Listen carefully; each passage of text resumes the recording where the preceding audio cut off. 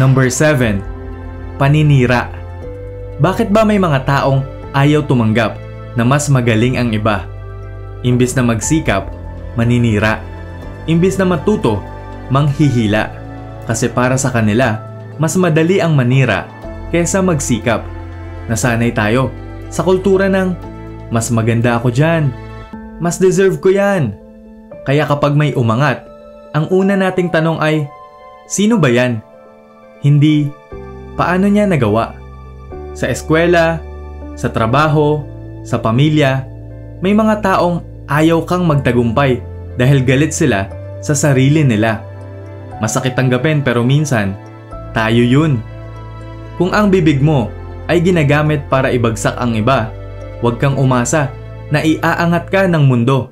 Kasi kahit kailan, hindi sisikat ang araw sa taong nabubuhay sa anino ng paninira.